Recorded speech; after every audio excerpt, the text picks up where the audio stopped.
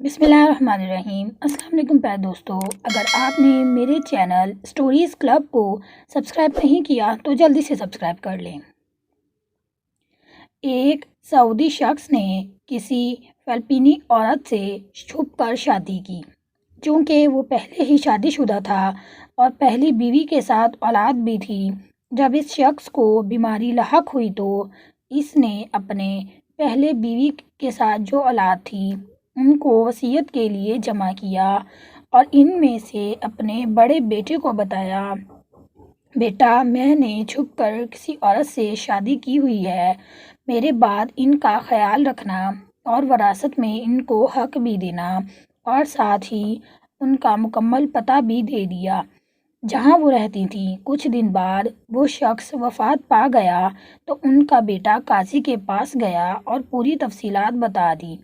قاضی نے فیصلہ رکوا دیا اور حکم دیا فلپینی عورت کو بھی یہاں پیش کریں۔ تو بڑے بیٹے اپنے والد مرحوم کے دیے ہوئے ایڈریس کے مطابق فلپین پہنچا، بڑی مشکل سے اس گلی میں پہنچا جہاں وہ رہتی تھیں۔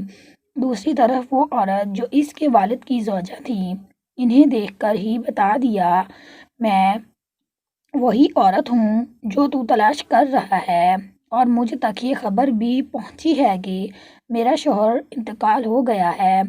تو بیٹے نے بھی ساری تفصیلات بتا دی اور ان کو سعودیہ کی طرح سفر کے لیے قائل کیا، اور اپنی دوسری ماں کو لے کر سعودی پہنچے اور سیدھا قاضی کے پاس گئے تو اس عورت کے حصے میں 8 لاکھ ریال آیا، جو پاکستانی روپیوں میں تقریباً 2 کروڑ 16 لاکھ کے لگ بھگ بنتے ہیں، اور ساتھ ہی قاضی نے حکم دیا ان کو عمرہ کی ادائیگی کے بعد فلپین روانہ کیا جائے۔ بڑے بیٹے نے ایسا ہی کیا۔ اس کے بعد 4 سال کے بعد بڑا بیٹا فلپین اپنی دوسری ماں سے ملنے اور حال احوال پوچھنے کی غرض سے گیا تو وہاں پہنچ کر اس کو بہت تعجب ہوا اور اس سے کہا، ماں جی، آپ کو اتنی بڑی رقم وراثت ملنے کے باوجود وہی پرانا خستہ حال مکان ہے۔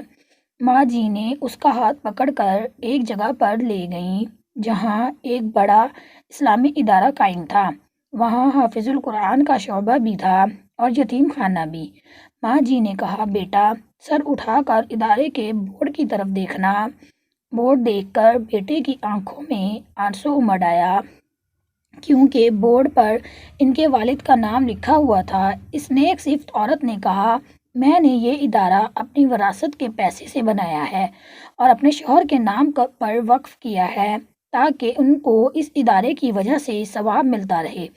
یہ تھی سچی محبت، ورنہ اس پیسے سے وہ ایک عالی شان بنگلہ بھی بنا سکتی تھی، پر انہوں نے سوچا محبت کے مقابلے میں عالی شان بنگلہ کی کیا حیثیت ہے، بنگلہ تو عارضی چیز ہے، البتہ یہ اسلامی ادارہ ان کو اور ان کے شوہر کو آخرت میں کام آئے گا۔ جب بیٹا سعودیہ واپس آیا تو اپنے دوسرے بھائیوں کو بھی اس بارے میں آگاہ کیا۔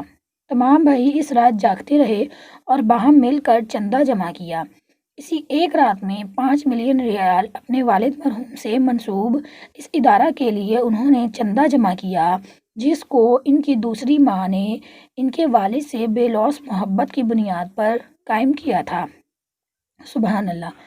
فی زمانہ رئیسوں کی اولادیں وراثتی رقم کے حصول کے لیے اپنے والدین کے مرنے کا انتظار کرتی ہیں، اور جو سچی محبت کرتے ہیں اپنے مرنے والے کو توشہ آخرت بھیجنے کی فکر میں رہتے ہیں۔ پیارے بہن بھائیو، امید ہے اس ویڈیو سے آپ کو کچھ سبق ملا ہوگا، سو پلیز میرے چینل کو لائک کریں اور سبسکرائب کریں، اور کمنٹ کر کے بتائیں میری یہ ویڈیو آپ کو کیسی لگی۔ اللہ حافظ، شکریہ، اللہ نگہبان۔